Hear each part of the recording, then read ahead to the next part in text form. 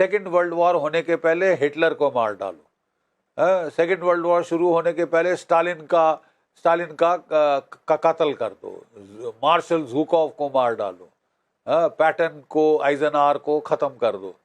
ठीक है, ये नई फिलॉसफी है। इसके लिए उन्होंने जो है एक नया सॉफ्टवेयर टूल जैसे बना लिया है एआई का।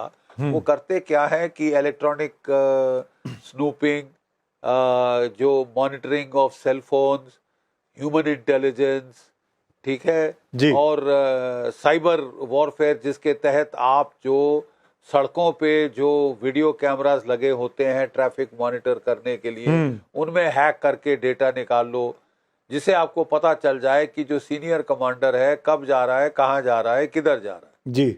उसका पूरा लाइफ पैटर्न मैप किया जाता है, पैनोरमा बनाया जाता है, कब उठता है, कब खाता है, कब एक्सरसाइज करता है, कब नहाता है, कब धोता है, कब ऑफिस जाता है, कब ऑफिस से आता है, किस रास्ते जाता है, कहाँ से आता है, ये सब करते हैं। इसका पहला इस्तेमाल हमने देखा था 2024 में हिजबुल्लाह के बरखिलाफ। याद है आपको, नसरुल्लाह को मार दिया, उसका नंबर 2 आया, उसको मार डाला, नंबर 3 आया, उसको मार डाला, नंबर 4 आया, उसको मार डाला।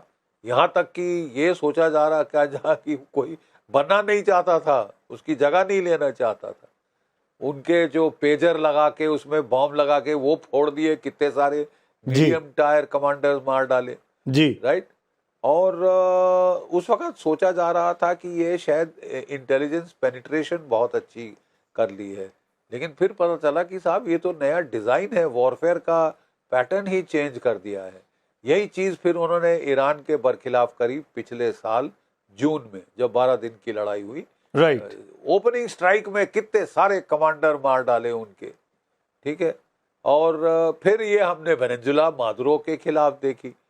मादुरो के बाद तो जैसे कि डोनाल्ड ट्रंप साहब के सर पे चढ़ गई ना ये चीज कि अब तो मैं ईरान को भी ठोक दूंगा, पीट दूंगा। वो सिर्फ भूल गए कि Iran is not Venezuela, right. Iran एक सिविलाइजेशनल स्टेट है, 2000 साल से इट हैज बीन अराउंड। बड़े लड़ाके लोग हैं साहब, और बर्दाश्त का मारा बहुत ज़्यादा है।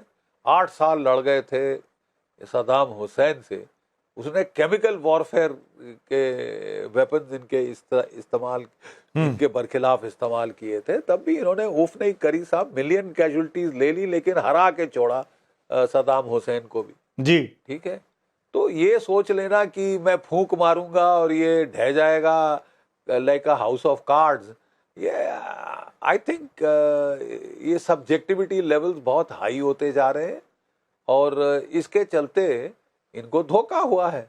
इनके अपने कमांडर जनरल डैन कार्ल जो है, जो कि chairman joint chiefs of staff है एयरफोर्स का जनरल, उसने डोनाल्ड ट्रंप को ब्रीफिंग में बता दिया था कि साहब देखिए, हमारा भी नुकसान, अमेरिकन के बॉडी बैग्स के आने का नुकसान अंदेशा काफी है। आप कह रहे हैं कि रिजीम चेंज चाहते हैं आप, I don't think air bombing से रिजीम चेंज केवल और केवल उससे हो सकता है। लेकिन लगता है कि नेतन्याहू साहब, डोनाल्ड ट्रंप साहब कई महीने पहले मिलकर फैसला कर चुके थे कि वो इस टेक्निक का इस्तेमाल करते हुए सफाया कर देंगे ईरान का। Iran is at its weakest, और अब एक लात मारेंगे और वो ढह जाएगा, और दुनिया भर में ये चौधरी की तरह घूमेंगे कि मैं जिसको चाहे, जो देश चाहे, मैं उसकी ऐसी तैसी कर सकता हूँ, मैं बैंड बाजा बारात बजा दूंगा वहां पे। उल्टे बांस बरेली को पड़ गए हैं। कैसे किया है ईरान ने ये? जब पिछले साल ईरान ने ये झेला, उन्होंने कहा कि इसका आंसर है डिसेंट्रलाइज्ड कमांड एंड कंट्रोल। कैसे किया? 31 डिस्ट्रिक्ट्स हैं ईरानियन रेवोल्यूशनरी गार्ड कोर के, 31 डिस्ट्रिक्ट्स हैं साहब, ठीक है। हर एक डिस्ट्रिक्ट में मिसाइल हैं, ड्रोन्स हैं, और कहीं एक जगह नहीं है कॉन्सेंट्रेटेड, 1-2 जगह। अंडरग्राउंड सिटीज बना दी हैं, उनसे कितने सारे टनल्स निकलते हैं बाहर, जहां से मिसाइल लॉन्चर निकलते हैं, फायर करते हैं वापस अंदर, ठीक है साहब। ट्रकों पे, सिविलियन ट्रकों पे लोड कर रखे हैं जी मिसाइल जी। और जैसे ही ये इन्होंने हिट किया, 48 मार डाले टॉप लीडर, एक तो साहब मेरे को ये समझ नहीं आया है कि इन्होंने विश्वास कैसे किया अमेरिका पे। दूसरी बार जब वो टॉक्स का उन्होंने झांसा दिया, शराड किया, तमाशा किया, तो ये लोग बेचारे फिर उसमें झांसे में आ गए। आप सोचा कि शायद बड़ा सिंसियरली टॉक कर रहे हैं। आप ईरान को बेचारा बोल रहे हैं, अमेरिका को कह रहे हैं कि अमेरिका ने धोखा दिया। नहीं, मैं नहीं, एक मिनट, क्या किया? I'm just asking clarification के लिए। किया आप क्या समझते हैं? नहीं, मैं आपको, लेट मी देन री एम्फसाइज, एब्सोल्युटली डिसेप्शन प्लान। पिछली बार भी जून में ऐसा किया था, टॉक्स की बात करी, एक दिन पहले हमला कर दिया। ये भी हमला 27 फरवरी को होने वाला था, टॉक्स जब चल रहे थे। ये मीटिंग पोस्टपोन हो गई, ये जो अयतुल्ला खमैनी साहब के यहाँ, तो इन्होंने एक दिन से पोस्टपोन कर दिया, नहीं तो टॉक्स के चलते ये हमला हो जाता। 48 मार डाले टॉप कमांडर खमैनी और उस डाउनवर्ड्स। ठीक है, क्या आप जानते हैं कि 1 घंटे के अंदर ईरान ने रिटेलिएट किया और लगातार करे जा रहा है। तो ये कह देना कि ईरान मर गया, खत्म हो गया, आउट है, कापुट है, ये सब मिलिट्री, ठीक है। रियलिटी ये है कि वो लगातार पलटवार करे जा रहा है।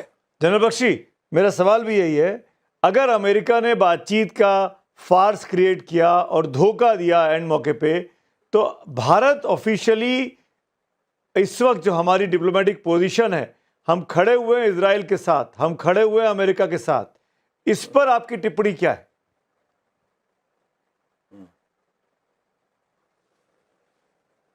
देखिए, हर देश के अपने राष्ट्र हित होते हैं।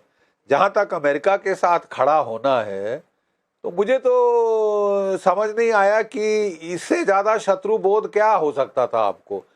श्रीलंका में अमेरिका की CIA ने तख्ता पलट किया, बांग्लादेश में तख्ता पलट किया, नेपाल में तख्ता पलट किया, लद्दाख में उंगल करी। आपको वो कुकी लैंड बनाना चाहता है, $1 अरब खा गया आपके, और आपको जो 100 GE 404 इंजन देने थे तेजस के लिए, वो 2 आए थे 3 साल के अंदर। बहुत बोला, रोए पिटे, तो 5 और दे दिए। अभी भी जो 90 हैं वो बचे पड़े हैं। हमने जाके एक और इनको ऑर्डर दे दिया है साहब। 50% आपके ऊपर टैरिफ लगाया, दुनिया भर में सबसे ज्यादा। ठीक है, तो मुझे तो समझ नहीं आया कि हमको कोई इतना अमेरिका के क्या कृतज्ञता क्या है। मतलब I haven't understood what is the reason. 1 साल हमने बहुत अच्छा इनको फेंड ऑफ किया कि नहीं होती डील तो ना होए, कोई मरे थोड़ी नहीं जा रहे हैं साहब। यूरोप से डील हो गई, UK से डील हो गई, फ्री ट्रेड एग्रीमेंट इजराइल से होने वाला है, तो आपको 50 मार्केट और मिल जाती, रूस ही आपसे खरीद लेता वो सब सामान। लेकिन यहाँ पे काफी डेस्परेशन हो गई कि साहब जो हमारी जो नहीं, लेट मी जस्ट फिनिश, कि जो हमारे ये जो है क्या कहते हैं आपके जो फॉर्मल एम्प्लॉयमेंट सेक्टर को चोट पहुंच रही है, विच इज द फैक्ट कि आपके James and jewellery, leather goods, textiles, fisheries, ये यहाँ पे एम्प्लॉयमेंट को काफी धक्का लग रहा था जी। तो यस, हमको it is was in our interest to resume to get these tariffs removed, but हुआ क्या, टैरिफ रिमूव हुए, सुप्रीम कोर्ट ने उठा के तख्ता पलट दिया बिल्कुल। डोनाल्ड ट्रंप की इमरजेंसी पावर्स ही उन्होंने वॉइड घोषित कर दी। अब आपको दोबारा करना पड़ेगा जी। फिर डोनाल्ड ट्रंप कहने लगे कि नहीं, तुम रशिया से तेल खरीद रहे हो। अरे साहब, आप कहां से खरीदे? वेनेजुएला में तो तेल अभी निकलेगा नहीं 10 साल तक। ठीक है, और जहां तक गल्फ का सवाल है, 50% हमारा तेल गल्फ से आता था जी, 60% हमारा नेचुरल गैस गल्फ से आती है। ठीक है, प्राइस ऑफ ऑयल बढ़ के $100 प्रति बैरल हो गई है, हमारी इकोनॉमी को चोट पहुंच रही है। अब हम अपना घर देखें या अमेरिका की चीयर लीडिंग करें? इजराइल हमारा बहुत अच्छा मित्र है जी। हर लड़ाई में उसने हमारा सपोर्ट किया है, हर लड़ाई में हमारा सपोर्ट किया है, टेक्नोलॉजी हमसे शेयर करी है। At a point in time हमको उनको बोलना पड़ेगा ना साहब कि वो हमारे भी पेट पे लात पड़ रही है।